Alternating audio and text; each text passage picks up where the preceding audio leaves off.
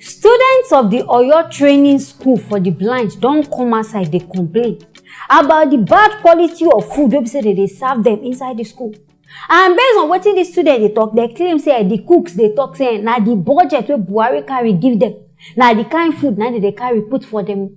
For those of them who never see the kind food wey they serve them, these students they can follow me watch. Good afternoon.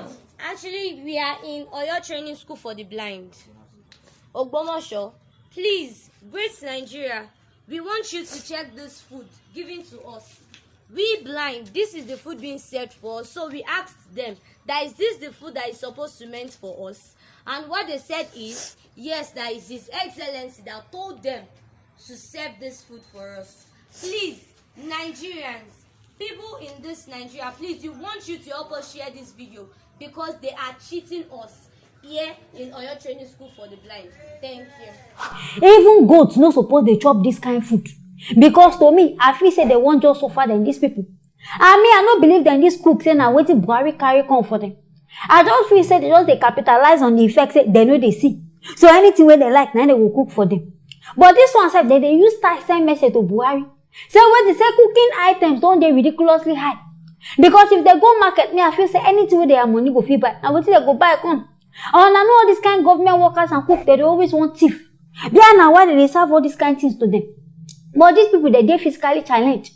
So I don't see one now when they treat them, they feed them like say they be slave. And I hear so no be even inside this only school now they happen for. Say other special needs schools now, so all this kind of things they happen, in which you know supposed to be so. Government they pay on our money, that they supply all these kind of things for now, to they give these people their food where they want and things where they want. But still on our one they thief on top. But make we even put this food in as I beg on I see the environment. This place just be like abandoned prison yard. I beg how person would they live inside this kind of place?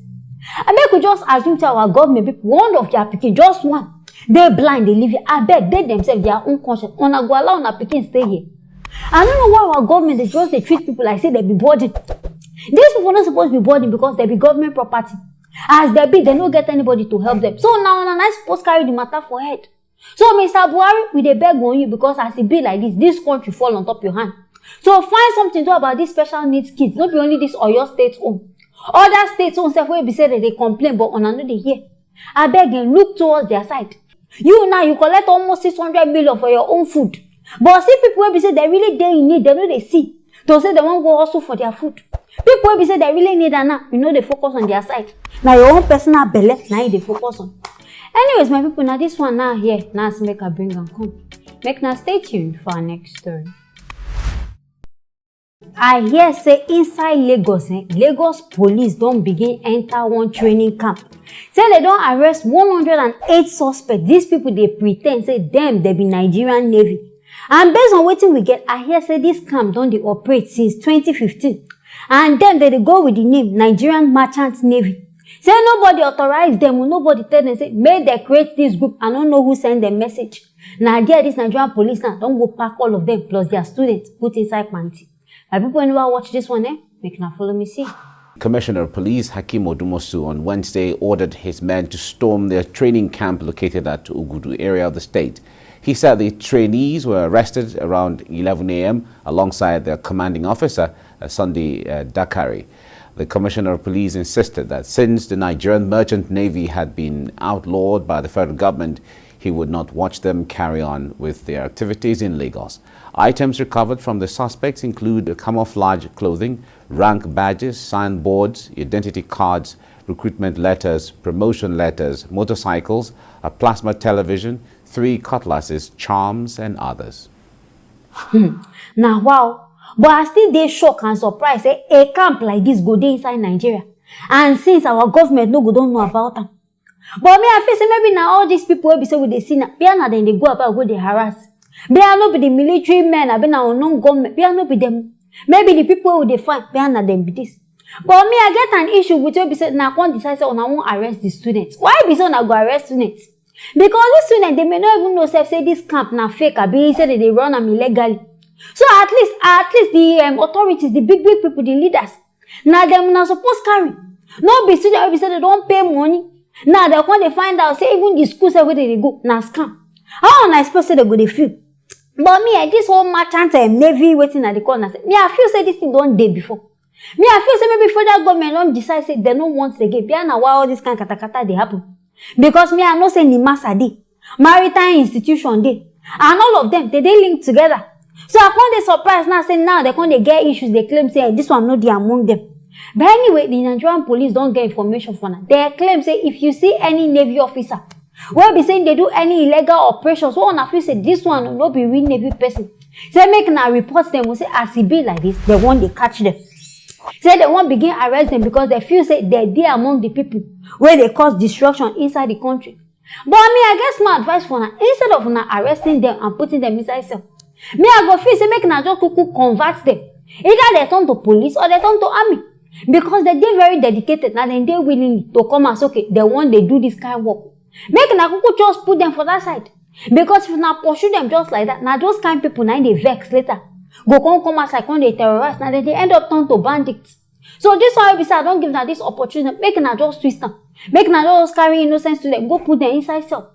Because even them, they go they regret. On a no money and school fees, so be say they go don't waste to enter inside this place.